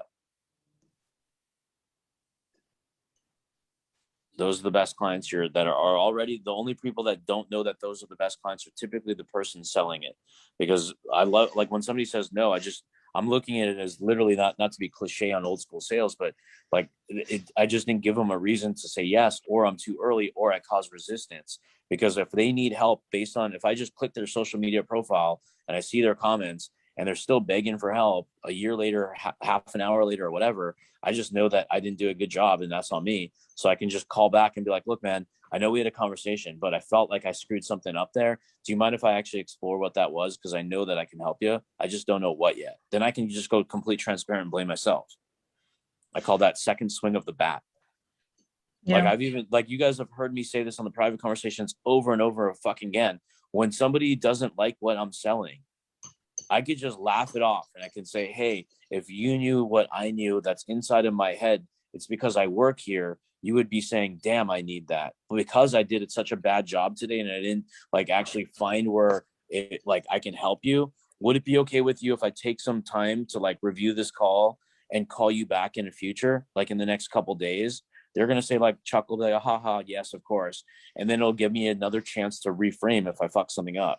And I could have fucked something up because I'm thinking about something else. I'm trying to write an email at the same time I was talking to somebody else and I missed the pain and I gave bad advice, or I really jacked something up, or I'm thinking about my next call. Something in our own heads could have caused that too, where I'm just asking for forgiveness before I need to. And then I open up that second call and then I can just now reframe them. I used to do that at realtor.com a lot. Like knowing, so that helped me get a lot of sales in. It wasn't like my magic pill. It didn't mean I can be like fall back on that. I just had to be better at being aware and being better at sales on the first place. But if I needed to, I had my backup plan. Like I try to always be prepared. If I screw something up, I'm the kind of guy that says, look, it's my fucking fault. I take responsibility. I totally feel bad that I can't project what I know into what you want. Do you mind if I get a second chance at this? Yeah, I did similar thing with the person, like the call that I felt I did very bad and I was having a last night conversation. You want to move with me? So, but I want to, can I leave you a voice note? Because he asked me something and I'm not 100% sure that I can do it that way. So after that, can I just leave a voice note on your messenger? Because that is not relevant to this call. So I just don't want to bring this up here. Oh yeah. Okay. You were asking me if you, do a voice memo on my messenger. Yeah. You can send me that. Because that's what you like. Sorry. I was just trying to hear if that's how your conversation went. Never mind. Now I get it. You want to ping me? That's fine. Yes. Go ahead. Yeah. So that the call I did, I felt like I did very bad. So I emailed him and I messaged him saying the similar thing. Like I was not, for something went wrong. I think I was not able to do it in a right way and the value that I thought like is the right way. or something like that. So then he said, we were having call last night. So he was like, yeah, no, we're doing it. So now it's all about like what we should be start with and all that. So Okay, so you recovered the call using that strategy, and now you're getting a client. Is that what I heard? yeah. Okay. Okay, cool. Like we'll give that like I call that like the second swing of the bat approach. So we're just asking like that's why like I always think we're playing baseball when somebody's like, hey, we're not interested. I'm like, that's strike one, man. I still got 2 more swings here. Give me a second swing of the bat. Sure. Okay. Cool. Yeah, I love it when people just like don't want to go with me. That's my favorite thing is because now I can learn from it and now I can get better and then I can anticipate it. And then I have to also look at what goes through my head is like, can I anticipate that in the future? 2, was I like not even paying attention to begin with? Cause I do sometimes have like multiple things at once. And then 3 is how do I reframe everything to find that value point? But then I'm also thinking like, are they a non-buyer to begin with anyways? Because there's going to be those people who get on the phone who just want information or they're just like whatever attention seekers or whatever. So I don't know how to percentage it. I know Christopher Voss says 20% of all people are not buyers in the first place. And you have to peace out, Michael. I got your message. We'll connect. And then are you non-buyer to begin with? Christopher Voss says something like 20% are non-buyers and you have to sniff those out. And that's okay to have a non-buyer.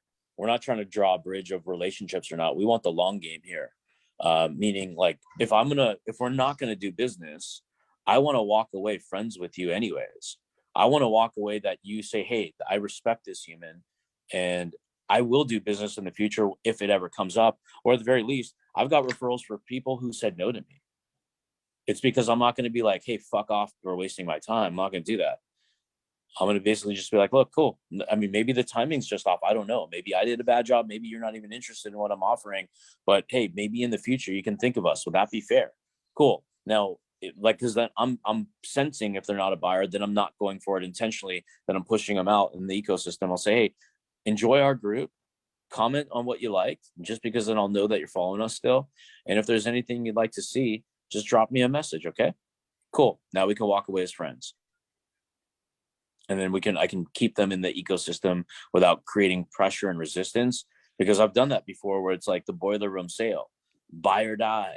You know what I mean? It's like, hey, if you don't buy my shit, well, I'll put you on the list of unsuccessful people for me today. Like, I'm not going to do that. Like, that's movie stuff. Like, our job is like, we don't know who's who, because sometimes the richest people look the poorest. And if we piss those people off, we just lost the sphere of influence immediately.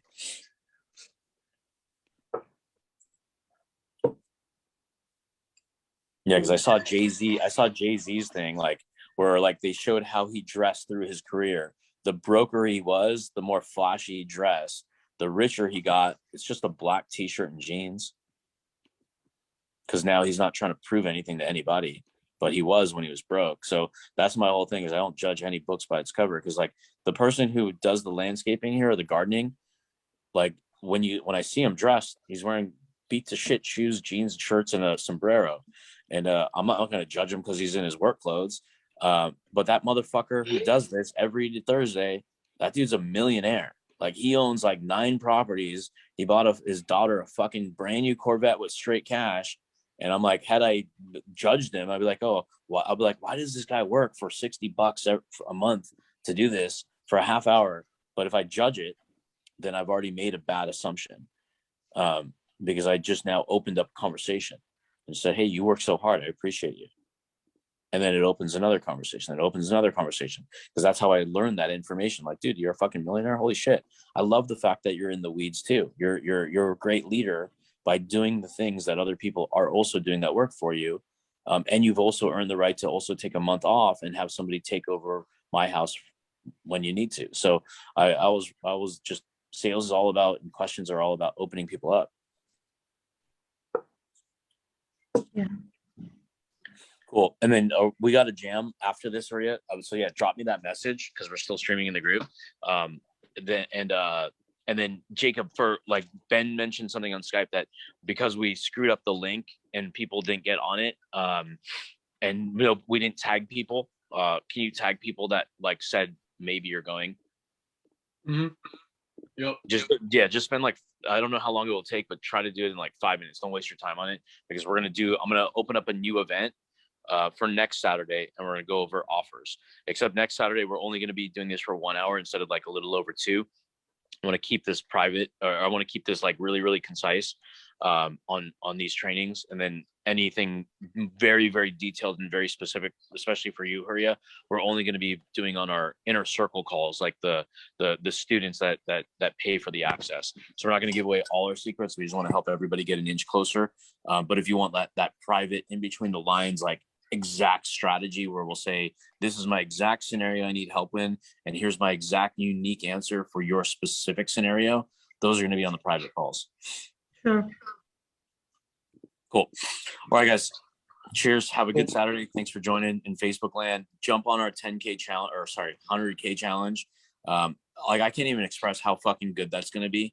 Like it's going to be the most, like, I'm already excited that, like, we're going to drop so much fucking fire. The guests we have, they're going to be blown away that you're going to even have access for like currently $10. And if you wait too long, it's going to be probably like 30 or $40. But either way, I mean, I would love to be able to convince you guys to buy this for $1,000, but we want to make this an easy entry point to get your momentum going. So whoever's watching this, get the link, find it yourself. If it's not in the comments, you'll figure it out. DM us, but it is in the comments. So jump on that for $10 now, or it's going to be a little bit more if you find it a little bit later after this live. All right, guys, have a good Saturday. Well, Take care. Bye. appreciate your time, Raul. Bye, guys.